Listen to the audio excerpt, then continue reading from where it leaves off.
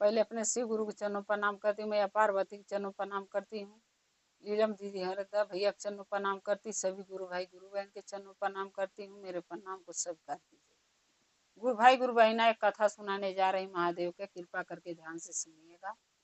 ध्यान से सुनने से ज्ञान मिलता है, आधा अधूरी कथा नहीं सुनना चाहिए, क्योंकि शिव गुरु का अपमान होता है। पूरा कथा सुनने से कथा के रहस्य के बारे में पता चलता और ज्ञान भी मिलता है। कथा में क्या बताया गया, क्या समझाएगा, उसका ज्ञान मिलता है। इसलिए कथा को हमेशा पूरा सुनिएगा ताकि ज्ञान मिल सके। अगर मेरा ये कथा आपको अच्छा लगेगा तो कमेंट में लिख के जरूर भेजिएगा। चैनल को सब्सक्राइब कर लीजिएगा। जो भी मैं नया नया कथा अपने चैनल पर डालती हूँ वो आप तक आसानी से पहुँचता रहे। हमारे कथा को ऐसे ही देखते रहें, अपना प्यार अपना दुलार देते रहें। ये कहानी है एक गरीब महिला की। एक गांव में एक गरीब लेडीज रहती थी, जिसके बाल बच्चे नहीं थे। पति थे, कुछ साल के बाद पति के भी देहांत हो गया।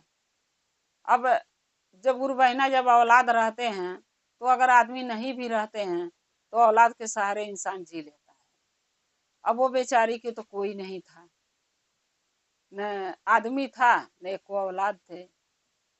अब वो बेचारी क्या करे, जीने के लिए तो कुछ न कुछ तो करना पड़ेगा, क्योंकि ये पेट बहुत पापी है गुरु बहना, बिना खाए भरता नहीं है। पेट के ही लिए आदमी क्या क्या नहीं करता है, चोरी चमारी ठगी बेईमानी शैतानी सब इंसान करता है। लेकिन इंसान ये सब करने के लिए भी भूल जाता है करते समय कि आज हम चोरी शैतानी बेईमानी पेट के लिए कर रहे हैं, अकल ये सब हमको किस रूप में कैसे भरना पड़ेगा कोई नहीं जानता है। तो वो बेचारी जो थी अकेली पड़ गई जब आदमी गुजर गए तो।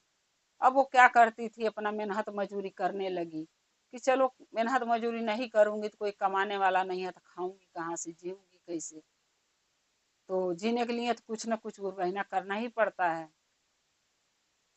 तो बेचारी दिहाड़ी का काम करती थी, जब लगता था तो करती थी, नहीं लगता था तो घरे बैठी रहती थी। एक दिन की बात है, वो महादेव के बकर बहुत मानती थी, महादेव पर विश्वास बहुत था उसको, पूजा पाठ सब करती थी। बस एक ही बात महादेव से कहती थी, हे भोलेनाथ अच्छे से जिंदगी पार कर देना। और एक दिन क्या हुआ, को काम करके आ रही थी, जेठ बैसाख का महीना था, बहुत धूप हुआ था, किसी के खेत में गई थी काम करने, आ रही थी। एक पेड़ था बहुत बड़ा घना, उसी पेड़ के नीचे बैठ गई। बैठ के सोची थोड़ा छहा लें तो घर चले जाएंगे। पेड़ के नीचे बैठी है, छहा रही है, उतने में क्या देख रही है कि एक बेल का पेड़ है। वो बेल के पेड़ के नीचे एक शिवलिंग है, थोड़ा दूर पर दिख रहा था। वो शिवलिंग पर जैसे बैठे बैठे उसका नजर उस बेल के पेड़ पर गया। बेल के पेड़ के देख के जब वो ताक के जब नीचे सर करी तो उसका नजर शिवलिंग पर पड़ा। तो सोच रही है कि बताओ, इस बेल के पेड़ के नीचे एक शिवलिंग है, लेकिन कोई लग रहा है यहाँ पूजा पाठ नहीं करता है। बताओ महादेव हैं, अकेले यहाँ पर रहते हैं, कोई एक लोटा जल भी नहीं चढ़ा रहा है। फिर सोच रही है कि लग रहा किसी को पता नहीं होगा गांव वालों के, इसीलिए कोई पूजा नहीं करता है। क्या करी, वहां से पेड़ के नीचे से उठी और वहां बेल के पेड़ के लगे गई जहां महादेव की शिवलिंग थी। वहां गई, महादेव के प्रणाम करी हाथ जोड़ के, बोली हे भोलेनाथ, चाहे कोई पूजा आपका करे ना करे, लेकिन हम आपका पूजा प्रतिदिन करेंगे। आपके लिए आप समय हम निकालेंगे, एक लोटा जल जरूर चढ़ाएंगे आपको आके। इतना बोल के गोड़ लग के घरे चली गई। अब सुबह सुबह वो क्या करती थी, जल्दी उठ जाती थी सुबह में, और नहा धो के एक लोटा जल ले आके चढ़ा के, फूल चढ़ा के, बेल पत्र चढ़ा के, और गोड़ लग के महादेव के फिर वो काम पर जाती थी। ऐसे करते करते उसका समय बीत रहा था। एक दिन उसकी सहेली आई उसके घर, बोली कि देखो सहेली, और जहाँ हम लोग काम कर रहे हैं वहां से काम तो 2 दिन के बाद खत्म हो जाएगा, अब हम क्या करेंगे, कैसे कमाएंगे खाएंगे, फिर कहीं ढूंढना पड़ेगा काम। तब वो लेडीज बोली कि देखो सहेली, ऐसा है कि महादेव पर छोड़ दो, हमारे भोले बाबा हैं न कहीं कोई रास्ता जरूर दिखाएंगे, कहीं न कहीं काम जरूर मिल जाएगा। उसकी सहेली बोली हाँ ठीक कह रहे हो तुम। उसकी सहेली अपने घरे गई और ये लेडीज क्या करी कि 2 दिन का जो काम था फिर वही सुबह उठती थी, घर का काम करके खाना पीना बना के महादेव के नहा धो के जाके एक लोटा जल चढ़ाती थी, पूजा करके फिर वो काम पर चली जाती थी। ऐसे करते करते जब 2 दिन बीत गया, वहां जहाँ काम करती थी वहां का काम खत्म हो गया। तब अपनी सहेली से बोल रही है कि कहीं काम देखो ना, कहीं मिलेगा तो करेंगे। तो उसकी सहेली बोली कि देखो एक सेठ हैं, वो सेठ के घर में नया घर बनवा रहे हैं। सेठ पुराने वाले में रह रहे हैं, नया घर बना रहे हैं, उसमें बहुत से लेबर का काम है। ऐसा करते हैं कि कल चल के उनसे बात कर लेते हैं और वही काम कर लेंगे। तो ये बोली, जो लेडीज थी बोली ठीक है। बिहना भैले दोनों सहेली उस सेठ के घर पहुंची। जब सेठ के घर पहुंची तो सेठ से बात करी कि सेठ जी सुनी हूँ कि आप मकान नया बनवा रहे हैं, तो क्या वहाँ काम मिल जाएगा हम लोगों के। तो सेठ ने बोला हाँ, वहाँ बहुत लेबर की जरूरत ही है, तुम लोग चाहो तो काम दोनों कर सकती हो, और 2-4 और होंगे तो ले आना। तो ये दोनों सहेली बोली कि ठीक है। तनख्वाह क्या दोगे सेठ जी। तो सेठ ने बोला कि दो टाइम का खाना दूंगा और 100 रुपया रोज का नगद। लेकिन 100 रुपया रोज नहीं दूंगा, महीना में दूंगा। 100 रुपया रोज के और 2 टाइम का खाना। तब दोनों सोची कि चलो ठीक है, महीना भर अगर करेंगे इकट्ठा पैसा मिलेगा तो कोई काम है होगा। अब दोनों काम करने लगी और 2-4 की और ले आके लगा दी। अब सेठ जो है उसके मन में जो आ गए बेईमानी, क्योंकि सेठ जो था बहुत कंजूस था। काम तो कराना जानता था लेकिन देना नहीं चाहता था। खाना तो बोला था, खाना तो 2 टाइम का सबको देने लगा। 8 घंटा काम कराता था, 2 टाइम का खाना देता था। अब रह गया पैसा तो बोला महीना में दूंगा। महीना करते करते जब 1.5 महीना हो गया तो सब बोली कि सेठ जी पैसे दीजिए। सेठ ने बोला 2-4-10 दिन का और काम है, कर लो, इकट्ठा पैसा ले लेना जो है रोज का 100 रुपया। करते करते काम इन सबको 50 दिन बीत गया, यानी 2 महीना में 10 दिन कम। 50 दिन काम करी, 50 दिन में काम सेठ का खत्म हो गया, घर बन गया। जब बन गया तो दोनों सहेली बहुत खुश हुई सोच के कि चलो 50 दिन काम करे हैं, कम से कम 50 दिन के अपना जो पैसे बनेगा तो मान के चलो कि 5,000 रुपया हमारा बन गया, रोज का 100 रुपया। अब 5,000 रुपया मिलेगा तो कुछ काम हो जाएगा।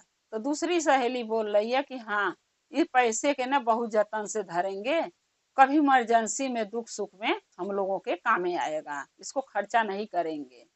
कहीं और काम ढूंढेंगे, मिलेगा तो करेंगे और वह कमा के अपना खर्चा चलाएंगे घर का। ये पैसे के जतन से रख देंगे कि कभी इमरजेंसी में काम दे। दोनों अपने बात करके बहुत खुश हुई कि कल हमको पैसे 5,000 रुपया मिलेगा। जब बिहाना भाई दोनों मिल के गई सेठ के घरे कि चल के सेठ से पैसे ले लेते हैं, जब उनका काम खत्म हो गया तो हमारा पैसे दे दें। जब सेठ के घरे गई तो सेठ ने बोला कि कौन सा पैसा। दोनों बोली कि सेठ जी हमारे पैसे दे दीजिए, आपका काम खत्म हो गया, अब जो मेरे पैसे बन रहे हैं वो आप दे दीजिए। तो सेठ कह रहा कौन सा पैसा, कोई पैसा तुम्हारा नहीं है बाकी। तब दोनों बोली कि सेठ जी आप ही तो बोले थे कि दोनों 2 टाइम का खाना मिलेगा यहाँ पे और रोज का 100 रुपया दूंगा। सो आपने बोला पहले महीने में पैसे देंगे, जब महीना पूरा हो गया मांगे तो आप बोले कि 1.5 महीना में दूंगा, और 1.5 महीना मांगे तो आप बोले कि 2-4 दिन का काम है खत्म हो जाएगा तब ले लेना इकट्ठे। तो आपका काम खत्म हो गया तो हमें पैसे आप दे दीजिए। तब सेठ कह रहा कोई पैसे तुम्हारा बाकी नहीं है, जाओ यहाँ से भाग जाओ। मैं कोई पैसे नहीं बोला हूँ देने के लिए, मैंने ये बोला था कि 2 टाइम का खाना दूंगा, बदले में तुम्हें काम करना पड़ेगा। कहाँ मैंने पैसा बोला देने के। तब दोनों सहेली बोले सेठ जी आप झूठ क्यों बोल रहे हैं, हम लोग बहुत गरीब हैं, गरीब का पैसा मत मारिए, सेठ जी पैसे दे दीजिए। सेठ ने क्या किया, उनको डांट के भगा दिया कि हमारे द्वार से भाग जाओ। दोनों चली आई। अब दोनों आके, जो दूसरी औरत थी जो महादेव की पूजा करती थी लेडीज, वो महादेव के पास गई, बोली हे भोलेनाथ इतना मेहनत करके, इतना आस लगा के, इतना मैं खुश थी कि 5,000 रुपया सेठ देगा तो अपने दुख सुख के लिए रख दूंगी। और सेठ ने मेरा पैसा नहीं दिया, सबका पैसा सेठ बेईमानी कर लिया और पैसे देने को मना कर दिया। आइए दोनों के खदेड़ के सेठ क्या किया कि उसके सेठ के खेत में बहुत बढ़िया अनाज हुआ था, बहुत सारा पैसे अलमारी में गड्डी बना बना के सेठ रख रहा था, मगर पैसे दिया नहीं दिहाड़ी मजदूर के, अपने अलमारी में पैसे भर लिया। उसके बाद सेठ की लड़की जो थी, ये तो रो रही है औरत महादेव के शिवलिंग पर माथा पटक पटक। सेठ की लड़की आई, सेठ से बोली पिताजी हमें कुछ पैसे चाहिए। सेठ ने बोला क्या करेगी पैसे? बोली पिताजी त्योहार आ रहा, होली आ रहा, नए नए कपड़े लेना है होली खेलने के लिए। सेठ ने बोला कि नहीं, होली आ रहा, इसे क्या करेगी कपड़ा, होली पुराने कपड़े पर खेला जाता है। जब सेठ की लड़की रोने लगती है तो उसको चुप कराता है, बोलता है बेटा अरे हम तो हंसी कर रहे, तू सच में मान गई? अरे तू तो हमारी एकलौती बेटी है, जो भी मैं कमाया हूँ धरा हूँ सब तेरा ही तो है, बोल कितने पैसे चाहिए। अब जितना पैसे वो लड़की सेठ का मांगी, सेठ ने निकाल के दे दिया, वो कपड़े लेने चली गई। अब सेठ क्या किया, फिर अलमारी बंद कर दिया। अब ये जो लेडीज थी महादेव के शिवलिंग पर माथा पटक पटक रो रही थी कि हे बाबा अब हम क्या करें, हमारे पैसा सेठ ने बेईमानी कर लिया, दे ही नहीं रहा है। महादेव जब देखे कैलाश पर बैठे बैठे हमारी भक्त अपना सर फोड़ रही है, एक सेठ ने उसका पैसा हड़प कर लिया, दे नहीं रहा है, तब महादेव उसको दर्शन देते हैं उसी बेल के पेड़ के नीचे। बोलते हैं बेटा उठो, क्यों सर पटक रही हो, क्या बात है? तब वो कहती है बाबा प्रणाम करती हूँ। महादेव के प्रणाम करती है, कहती है बाबा एक सेठ के घर में मैं काम कर रही थी, उसका घर बन रहा था, हमारा भी पैसा, मेरे सहेली का भी पैसा, जितने के हम लगाए थे ले जाके काम पे, सबका पैसा सेठ ने हड़प कर लिया। बोला 2 टाइम का खाना दूंगा और 100 रुपया रोज के दूंगा।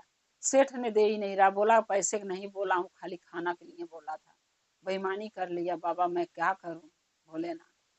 वही पैसे के आशा था कि चलो आएगा दुख सुख के लिए रख दूंगी, हमारे पास तो कोई सहारा नहीं है बाबा, न औलाद है न पति है, मैं क्या करूंगी बाबा, कल को हमारा जांगर थकेगा, 1 रुपया नहीं रहेगा, हमें कौन पूछेगा बाबा। तब महादेव कहते हैं कि देखो तुम चिंता मत करो, सेठ बेईमानी किया है तो उसका हर्जाना उसको भरना पड़ेगा, तुम चिंता मत करो, तुम घर जाओ, तुम्हारे पैसे तुम्हें मिल जाएंगे। इतना कह के महादेव अंतर ध्यान हो जाते हैं, वो लेडीज अपने घर चली जाती है महादेव के बात के विश्वास पे कि भोलेनाथ हमारा पैसा जरूर दिलवा देंगे। महादेव सेठ के घर में जाते हैं और जो पैसे है वो सब पैसे वहां से गायब कर देते हैं, जो तिजोरी में बिक्खो होता है वो बिक्खो भी गायब कर देते हैं, कुछ नहीं बचता है, सब खत्म। सेठ तो नहीं, सेठ को इस बात को पता नहीं था। अब महादेव पैसा किसी को देते नहीं, बस गायब कर देते हैं, उसको सबक सिखाने के लिए सेठ को। फिर भी है ना पहले सेठ की लड़की आती है, कहती है पिताजी मुझे कुछ पैसे चाहिए। बोलता है क्या करेगी? पिताजी थोड़ा अबीर थोड़ा रंग लाऊंगी खेलने के लिए होली। सेठ जब आ जाके अलमारी खोलता है तो सारे पैसे, नोट की जो गड्डी थी वो नहीं है, कागज की गड्डी सब अलमारी में भरी है। सेठ ने देख के बहुत चिल्ला चिल्ला के रोने लगा कि मेरा पैसा कोई चोरी कर लिया और नकली पैसे धर गया, चिल्ला चिल्ला के रो रहा। तब सेठ की लड़की बोली पिताजी ऐसा करते हैं कि अगर धन चला गया, रुपया नहीं है, असली चला गया, नकली रखा हुआ है, तो इसको फेंक दीजिए अलमारी से, और जो दूसरी अलमारी में जो जेवर है उसको बेच के अपना हम काम चला लेंगे, हम लोग घर परिवार चलाएंगे खाने पीने के लिए, चिंता मत कीजिए पिताजी, मत रोइए। चलिए दूसरी अलमारी खोल के देखते हैं उसमें जेवर है, गहने हैं कि नहीं। जब दूसरा अलमारी जाके सेठ खोलता है तो उसमें एक भी गहना नहीं है। फिर सेठ चिल्ला चिल्ला रोने लगता क्योंकि उसमें गहना नहीं था, नाग थे, छोटे छोटे नाग के बच्चे उसी अलमारी में से लुप लुप कर रहे हैं। सेठ की लड़की चिल्ला के भाग गई डर के मारे कि इसमें तो सांप, बोल रही पिताजी सांप सांप करके भाग गई बाहर। और सेठ भी चिल्लाते चिल्लाते बाहर भाग गया। फिर सेठ ने क्या किया कि उसी शिवलिंग के लगे जाके सेठ ने महादेव से शिकायत लगा कर बोला, हे भोलेनाथ, हम कौन सा ऐसा पाप किए हैं जो हमारा रुपया पैसा धन सब गायब कर दिए, हो गया, कोई चोरी कर लिया, और जो जेवर था वो भी नहीं है, वहां सांप वहां दिख रहे हैं। बाबा हम कौन सा गलती किया हूँ, वहां नाग भेज दिए। फिर महादेव सेठ को दर्शन देते हैं, अपना असली रूप में दिखाते हैं और कहते हैं कि तू इसी लायक था। तब सेठ बोलता है कि हे भोलेनाथ, हम क्या गलती किए हैं, हमारी गलती बताइए, हमारा धन लौटा दीजिए। तब भोलेनाथ कहते हैं कि तू ये बताओ कि जो मजदूर तेरे पास काम किए थे उसमें 2 लेडीज थी, 3 जेंट्स थे, पांचों की मजदूरी तूने मार दिया। जब वो पैसे मांगने गई तूने झूठ बोल दिया कि मैं पैसे देने का वादा नहीं किया हूँ, खाली 2 टाइम का खाना देने के बोला हूँ। पैसे कौन सा तू मांग रही, पैसे कोई नहीं दूंगा। क्यों ऐसा करा तू? उनकी मेहनत की कमाई थी, तू हराम का कमाई धरा, सबकी जेबें काट के सबके झूठ बोल के लूट के धरता है। तो तुझे इतना खल रहा, पैसा तेरा गायब हो गया। और जो खून पसीना जरा के धूप में काम कर रहे हैं तेरे लिए, उनका पैसा तूने क्यों हड़प कर लिया, क्यों नहीं दिया? तब सेठ कहता कि हे महादेव, हमसे बहुत बड़ी भूल हो गई, हाथ जोड़ के माफी मांगता है सेठ। कहता हे भोलेनाथ, हमारा धन हमें लौटा दीजिए, आप जो कहेंगे मैं वो करूंगा महादेव, जैसे कहेंगे वैसे करूंगा, लेकिन हमारा धन हमें लौटा दीजिए। तब महादेव कहते हैं कि देखो सेठ, तुम्हारा धन लौटाने से पहले मैं जो कह रहा हूँ वो ध्यान से सुनो। पहले वो दोनों लेडीज की मजदूरी लौटा दो, दे दो बोला के, और 2 आदमी जो काम किए उनका पांचों की मजदूरी पूरा दे दो, और प्रतिदिन तुम गरीबों के भोजन भंडारा करोगे प्रतिदिन। तब सेठ कहता बाबा इतना भंडारा करूंगा तो मेरा सारा धन खत्म हो जाएगा। तब भोलेनाथ कहते हैं कि देख सेठ, अगर तुम कोई अच्छा काम करते हो, जो भी व्यक्ति किसी के भूखे के पेट भरता है, भोजन कराता है, प्यासे को पानी पिलाता है, उसका घर में भंडार कभी खाली नहीं रहता है। हम स्वयं भरता रहता हूँ कि कभी उसका भंडार खाली ना हो, क्योंकि वो दान करता है। दान में सहयोग मैं करता हूँ ताकि वो दान कर सके। तब सेठ कहता है कि ठीक है बाबा, अगर हमारे सहयोग आप करने वाले हैं तो हमें भंडारा करने में कोई दिक्कत नहीं है, रोज हम भोज कराएंगे। तब महादेव कहते हैं कि देखो सेठ, जो गरीब के भोज कराओगे तो बहुत पुण्य कमाओगे, क्योंकि कुछ गरीब ऐसे हैं कि कोई काम मिलता है तो करते हैं, नहीं तो भूखे रहते हैं। जो गरीब इंसान के काम नहीं मिलता उसको तुम पेट भरोगे तो तुम्हें बहुत आशीर्वाद मिलेगा, बहुत फल मिलेगा। तब सेठ कहता बाबा ठीक है, आप हमारा धन लौटा दीजिए, अब मैं जैसे आप कह रहे हैं वैसे ही मैं करूंगा, रोज भंडारा करूंगा, और जो भी मजदूर काम किए थे उनका पैसे लौटा दूंगा। तब महादेव कहते हैं कि सेठ अपने घर जाके जो कागज की गड्डी तूने उठा फेंका उसको दोबारा नजर फेरियो, वो सब नोट है। तब सेठ कहता कि बाबा मैं तो देखा कागज के गड्डी था, नोट कैसे है? तब महादेव कहते हैं कि वो नोट ही था, मैं तेरे आंख पे पर्दा डाल दिया था, तू ये न देख सक को नोट है। तेरे देखने में वो कागज दिखता था, लेकिन मेरे देखने में नोट दिखता था। तब सेठ महादेव से माफी मांगता है, अपने घर जाके देखता है तो वैसे ही अलमारी में सारे पैसे उसके भरे पड़े हैं, नोट हो जाते हैं सारे, कागज की गड्डी और जेवर भी उसके तिजोरी में आ जाता है। अब प्रतिदिन जो सेठ था वो भोज करवाता है, प्रतिदिन लंगर करवाता है और सबको गरीब को खिलाता है। इसीलिए कहते हैं गुरु बहना कि जब हम दूसरे का भला करते हैं तो बाबा हमारा भला करते हैं। जैसे सेठ के महादेव बुद्धि ज्ञान दिए, आशा करती हूँ कि सबको महादेव बुद्धि ज्ञान दें कि सब कोई अच्छा काम करे, किसी की मेहनत की मजूरी नहीं मारना चाहिए, किसी की कमाई नहीं हड़प करना चाहिए, किसी की दुख नहीं देना चाहिए, किसी की रोआ नहीं दुखाना चाहिए। बस अपनी मेहनत के कमाई पर भरोसा रख के ईमानदारी से खाना चाहिए और दान पुण्य करना चाहिए, भूखे खाना खिलाना चाहिए, प्यासे पानी पिलाना चाहिए, गरीब के सहयोग करना चाहिए। जब हम किसी गरीब का सहयोग करते हैं, सहायता करते हैं, तो महादेव हमारे खुद का सहायता करते हैं। बाबा पर सब सौंप के और अच्छा कर्म करना चाहिए। गुरु बहना, अगर मेरा एक कथा आपको अच्छा लगा कमेंट में लिख के जरूर भेजिएगा। चैनल को सब्सक्राइब कर लीजिएगा। जो भी मैं नया कथा डालती हूँ अपने चैनल पर आप तक आसानी से पहुंचता रहे। आप हमारे कथा को ऐसे देखते रहें, अपना प्यार अपना दुलार देते रहें। हम और आप शिव परिवार से ऐसे ही जुड़े रहें। हर हर महादेव, घर घर महादेव। महादेव की दया और कृपा सभी भक्तों पर सदा बना रहे। जय शिव। पहले अपने शिव गुरु के चरणों पर प्रणाम करती हूँ। मैं या पार्वती के चरणों पर प्रणाम करती हूँ। लीलम दीदी, हरेंद्र भैया के चरणों पर प्रणाम करती हूँ। सभी गुरु भाई गुरु बहन के चरणों पर प्रणाम करती हूँ। मेरे प्रणाम को स्वीकार कीजिए। गुरु भाई गुरु बहन कथा सुनाने जा रही महादेव का, कृपा करके ध्यान से सुनिएगा। ध्यान से सुनने से ज्ञान मिलता है। आधी अधूरी कथा नहीं सुनना चाहिए, क्योंकि शिव गुरु का अपमान होता। पूरा कथा सुनने से कथा के रहस्य के बारे में पता चलता और ज्ञान भी मिलता है कि कथा में क्या बताया गया, क्या समझाया गया, उसका ज्ञान मिलता है। इसलिए कथा को हमेशा पूरा सुनना चाहिए ताकि ज्ञान मिल सके। अगर मेरा ये कथा अच्छा लगेगा आपको, कमेंट में लिख के जरूर भेजिएगा। चैनल को सब्सक्राइब कर लीजिएगा। जो भी मैं नया नया कथा अपने चैनल पर डालती हूँ आप तक पहुँचता रहे। आप हमारे कथा को ऐसे ही देखते रहें, अपना प्यार देते रहें। ये कहानी जो मैं महादेव का कहने जा रही हूँ, चर्चा करने जा रही हूँ, ये एक चोर का और एक राजा की कहानी है। चोर के देखिए कैसे राजा का दामाद बना। एक चोर राजा का दामाद बन गया। इस कहानी द्वारा आपको पता लगेगा। इसलिए कथा को आप लोग पूरा सुनिएगा ताकि आपके इस कथा के रहस्य पता चल सके। एक गांव में एक चोर रहता था। वो जो चोर था वो महादेव का पूजा तो करता था, लेकिन अपने मतलब के लिए। जब भी वो चोरी करने जाता था, क्योंकि वो जो चोर था न उसके बीवी थे न बच्चे थे, क्योंकि उसकी शादी नहीं हुई थी। न माँ थे न बाप थे, कोई नहीं था, अकेला था। माँ बाप मर गए थे बचपन में, छोटा था तभी। होता है ना गुरु बहना, जब माँ बाप होते हैं तो अच्छा मार्ग अच्छा राह बच्चा को दिखाते हैं। और जो बच्चे के माँ बाप मर जाते हैं, कोई देखने वाला नहीं होता, तो वो बच्चा के भटक जाता अपने रास्ते से।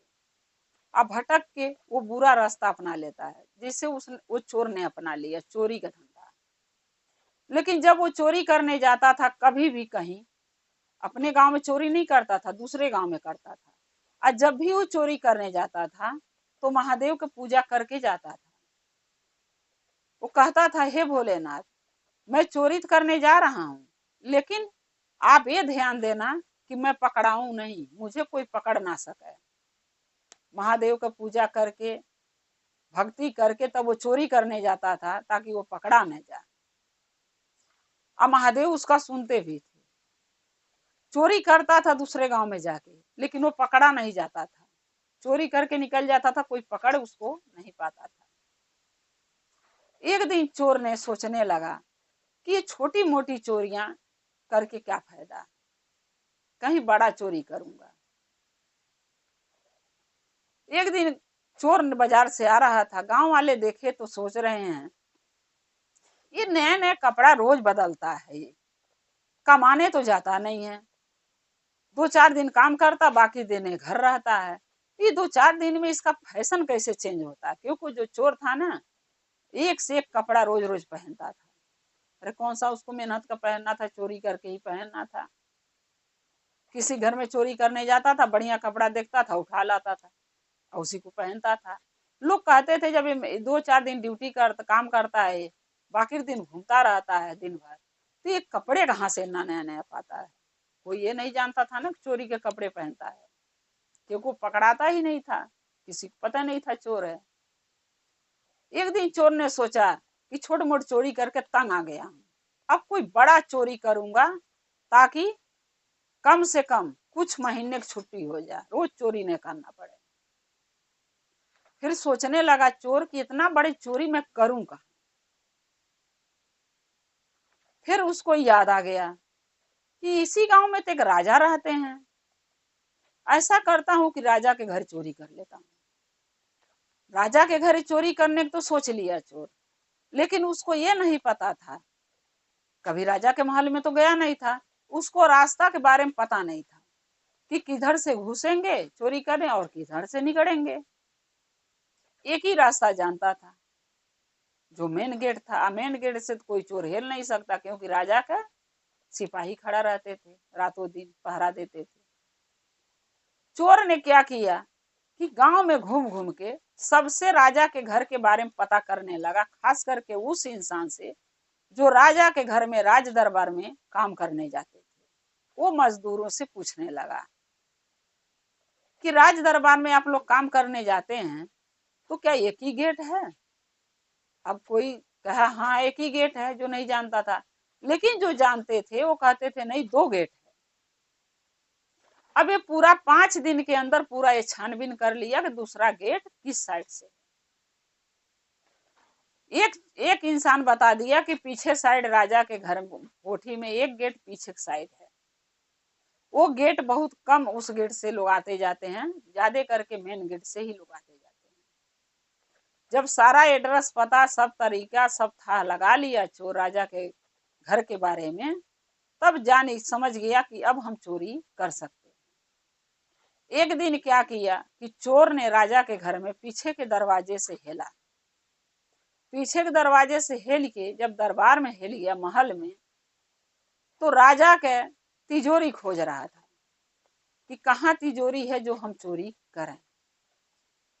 अब सोचने लगा, चारों घर सब घर छान मारा, कमरा कहीं नहीं पाया, तो सोचा कि तिजोरी राजा के ही महल में होगा, राजा के ही रूम में होगा। चलो देखते हैं, राजा रानी सो गए होंगे तो ताला तोड़ के तिजोरी के धन लूट लेंगे। जब राजा के रूम के सामने गया तो देखा राजा रानी दोनों जगह लाइट जल रही है। चोर ने छुप गया, छुप के उनके बातें लगा सुनने। सोचा देखूं राजा रानी इतनी रात को क्या बतिया रहे हैं।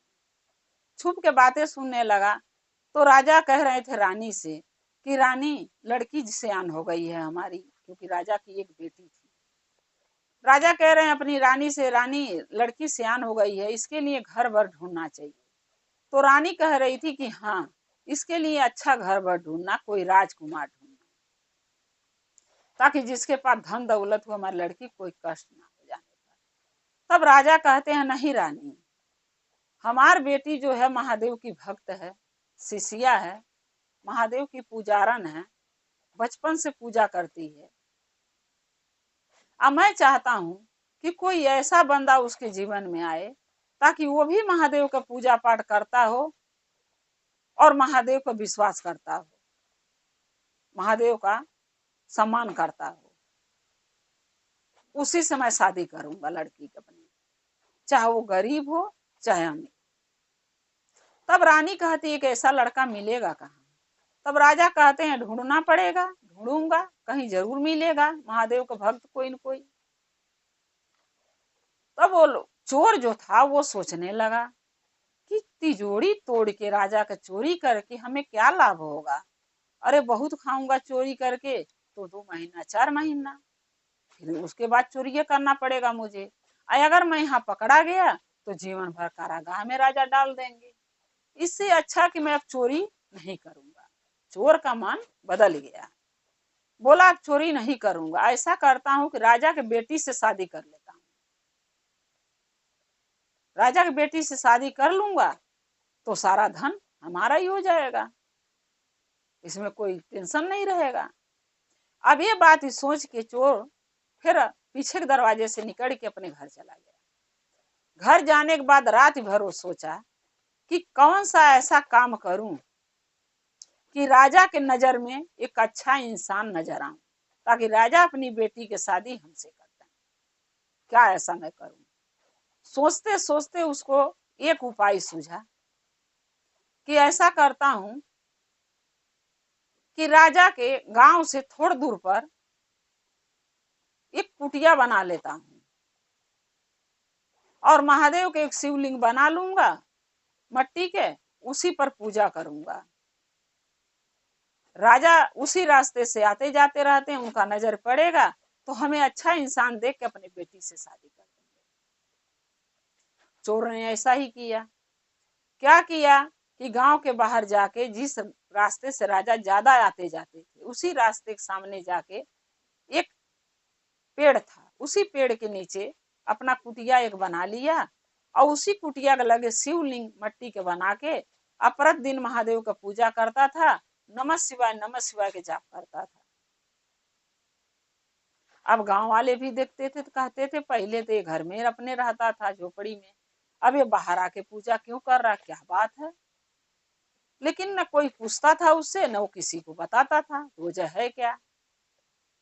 धीरे धीरे बात पूरे गांव में फैल गई और ये बात राजा तक पहुंच गई कि एक इसी गांव का एक लड़का है, खूबसूरत जवान है, और एक मड़ई बना के एक पेड़ के नीचे रहता है, महादेव का पूजा भक्ति करता है। अब राजा तक जब ये बात पहुंची तो राजा ने सोचा इस लड़के से मिलना चाहिए। राजा अपने मंत्री को भेजे, क्योंकि राजा तो भाई डायरेक्ट नहीं पहुंच सकते कहीं ना, क्योंकि उनको अपने ओहदा भी देखना होता है। एक मंत्री को राजा भेजे, बोले जाओ उस लड़के को बुला के ले आना।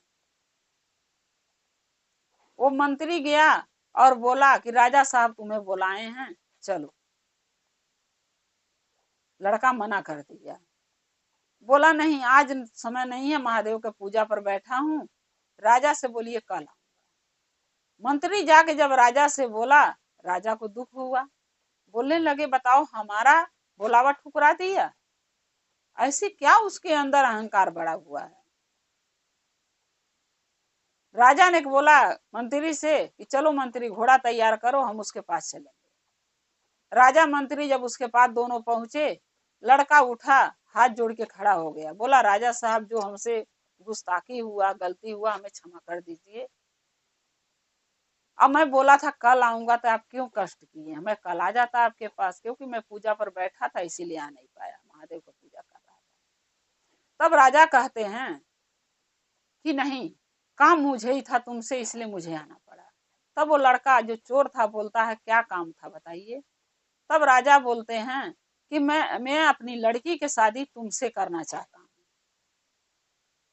तब वो लड़का मना कर देता है, कहता है नहीं राजा साहब, हमें आपके लड़की से शादी नहीं करना है। राजा कहते हैं क्यों, हमारे लड़की के तो शादी करने के लिए बड़े बड़े राजा महाराजा इंतजार कर रहे हैं कि मैं अपने लड़की का शादी उनके बेटे से करूं, लेकिन हम तुम्हें एक अच्छा इंसान समझ के, एक महादेव का भक्त समझ के अपनी लड़की की शादी करना चाहता हूं, तो तुम मना क्यों कर रहे हो, क्या बात है। तब वो लड़का कहता है कि ना ही पूछिए तो अच्छा है, लेकिन हम अपनी लड़की की शादी नहीं कर पाएंगे। तब वो राजा कहते हैं कि नहीं, अब तो तुम्हें बताना ही पड़ेगा कि क्या वजह है कि जो तुम हमारी बेटी से शादी नहीं करना चाहते। तब वो लड़का बोलता है कि राजा साहब देखिए, मैं जो आप हमें समझ रहे हैं वो मैं नहीं हूं, आप हमें एक अच्छा इंसान समझ रहे हैं, जो मैं एक अच्छा इंसान नहीं हूं। राजा बोले तब तुम क्या हो। तब वो लड़का कहता है चोर, कि मैं एक चोर हूं, मैं अच्छा इंसान नहीं हूं, मैं एक चोर हूं। तब राजा कहते हैं जब तुम चोर हो तो इस वेशभूषा में क्यों महादेव की पूजा कर रहे हो, तुम्हें चोरी करना चाहिए। तब वो लड़का जो चोर था वो कहता है कि देखिए राजा साहब, मैं चोरिये करता हूँ, कुछ दिन से नहीं कर रहा हूँ, पहले मैं चोरिये करता था, लेकिन अपने इस गांव में नहीं दूसरे गांव में। एक दिन मेरे मन में विचार आया कि छोटी छोटी चोरियां रोज करना पड़ता है, इससे अच्छा कहीं राजमहल में चोरी करता हूँ कि ज्यादा धन एक ही बेर में लूट लूंगा, तो 2-4 महीना की छुट्टी हो जाएगा, रोज रोज चोरी नहीं करना पड़ेगा। सो आपके दरबार में चोरी करने के लिए मैं सोचा जाने की, लेकिन रास्ता पता नहीं था कौने रास्ते जाऊं। तब जो आपके महल में काम करने आते हैं उनसे, गांव वालों से पता किया कि एक दरवाजा आपके घर महल के पीछे है, उसी दरवाजा से मैंने रात को घुसा आपके घर में चोरी करने के लिए। जब आपके घर का तिजोरी मैं खोज रहा हूँ कि धन चोरी करूं आपके तिजोरी से, तिजोरी नहीं मिली, मेरे को लगा आपके रूम में होगा। जब मैं आपके रूम में चोरी करने जा रहा था तो राजा आपकी बातें, रानी साहब का बातें में सुनने लगा छुप के, क्योंकि देख रहा था कि आप लोग क्या बतिया रहे हैं। आप रानी से बोल रहे थे कि मुझे कोई ऐसा लड़का खोजना पड़ेगा, दामाद बनाना पड़ेगा लड़की की शादी करने के लिए, जो महादेव का भक्त हो, अच्छा इंसान हो, सच्चा इंसान हो, सच बोलता हो, झूठ ना बोलता हो। सो मेरे मन में लालच आ गया कि अगर चोरी करते समय मैं पकड़ा गया तो आप कारावाह में जीवन भर के लिए डाल देंगे, और अगर नहीं पकड़ा गया तो आपका धन लूट के कितना दिन खाऊंगा, 2 महीना 4 महीना, उसके बाद फिर मुझे चोरी करना पड़ेगा। सो मेरे मन में विचार आया कि मैं एक अच्छा इंसान बन के आपके नजर में बन जाऊं, ताकि आप अपनी लड़की की शादी मुझसे कर दें। लेकिन महादेव का पूजा करते करते मुझे ये आभास हो गया है, ये यकीन हो गया है कि झूठ पर रिश्ता नहीं चलता है। सो अब मैं यही चाहता हूँ कि मैं महादेव का भक्ति करूं, पूजा करूं, अब मैं आपकी लड़की शादी नहीं कर पाऊंगा। तब राजा कहते हैं कि देखो, तुम अपने जीवन में पहले क्या किए क्या नहीं किए, ये मेरे से मतलब इससे नहीं, मगर मैं ये देख रहा हूं कि पहले तुम चोरी किए कि क्या किए, लेकिन आज तुम एक सच्चा एक अच्छा इंसान बन चुके हो। सो हमारे लड़की से शादी कर लो, तुम्हारी भी जीवन सुखी सुखी कटेगा और मेरी लड़की भी तुम्हारे साथ खुश रहेगी। क्योंकि ऐसा नेकदार इंसान जो अपनी सच्चाई चाहते तुम, तो हम शादी के लिए प्रस्ताव जब रखे तुम्हारे सामने तो तुम ये सच्चाई नहीं बताते हमसे, हमारे बेटी से आसानी से शादी कर लेते, हमारे धन का मालिक बन जाते, क्योंकि हमारे एक ही बेटी है, जो भी धन है सब उसी का है। लेकिन तुम्हारे अंदर एक अच्छाई था जो तुम हमें बता दी अपना पूरी सच्चाई कि तुम क्या करते थे या क्यों नहीं शादी करना चाहते। तुम्हारे इतना सच्चा इंसान, अच्छा इंसान हमें दामाद नहीं मिलेगा। सो मैं शादी तुम्हारे ही से अपनी लड़की का करूंगा, अब मना मत करो। तब वो चोर जो है राजा के बेटी से शादी कर लेता है और राजा के महल में रहने लगता है। धीरे धीरे करके समय बीतने लगता है, राजा बूढ़े हो जाते हैं। उसी चोर के राजा अपना उत्तराधिकारी यानी राजा बना देते हैं चोर के। आज चोर जो था वो राजा बन के राजा का राजकाज सब अच्छे तरीके से संभालने लगता है, रानी और राजा का देखभाल करता है अपनी पत्नी के साथ। उसी राजमहल में रह के राजा बन के राजा का सब राजकाज सब भार अपने सर पर ले लिया, उठा लिया और सब अच्छे से राजकाज चलाने लगता है। अब देखिए गुरु बहिना, किसी की भाग बदलते देरी नहीं लगती है। अगर किसी के भाग में लिखा है वो आगे चल के राजा बनेगा, चाहे वो चोर हो, चाहे कुछ भी हो, चाहे भिखारी हो, तो वो राजा बनेगा, क्योंकि उस चोर की किस्मत में लिखा था कि राजा बनेगा तो बन गया। इसीलिए कहते हैं गुरु बहिना, किसी के भाग्य के लिखा कोई ले नहीं सकता। अगर आपके भाग्य में लिखा है कि आप एक दिन करोड़पति बनेंगे तो जरूर बनेंगे, और नहीं लिखा है गरीब बन के जीना लिखा है, सो हम गरीब बन के ही जिएंगे। किसी के भाग के ले नहीं सकते, अपनी भाग के इंसान को भी भरोसा करना चाहिए, जो हमारे भाग में लिखा है वो हमें मिलेगा। गुरु बहना, जैसे वो एक चोर के महादेव का पूजा करते करते बुद्धि ज्ञान आ गया, एक अच्छा इंसान बन गया, और अच्छाई देख के चोर का राजा ने अपने बेटी के शादी उस चोर से कर दिए और अपने राज दरबार के उसको राजा बना दिए। उसी तरीके आशा करती हूँ कि महादेव सबका दुख दलीतर सबकी परेशानी दूर करें और सबको एक मौका दें सुधरने के। महादेव सब पर दया करें। गुरु बहना, अगर मेरा एक कथा आपको अच्छा लगेगा तो कमेंट में लिख के जरूर भेजिएगा। चैनल को सब्सक्राइब कर लीजिएगा। जो भी मैं नया नया कथा वीडियो अपने चैनल पर डालती हूँ आप तक आसानी से पहुँचता रहे। हमारे कथा को ऐसे ही देखते रहें, अपना प्यार अपना दुलार हमें देते रहें। हम और आप शिव परिवार से ऐसे ही जुड़े रहें। हर हर महादेव, घर घर महादेव। महादेव के दया और कृपा सभी भक्तों पर, सभी गुरु बहिना पर सदा बना रहे। शिव गुरु सदा आप लोग के साथ रहें। जय शिव गुरु।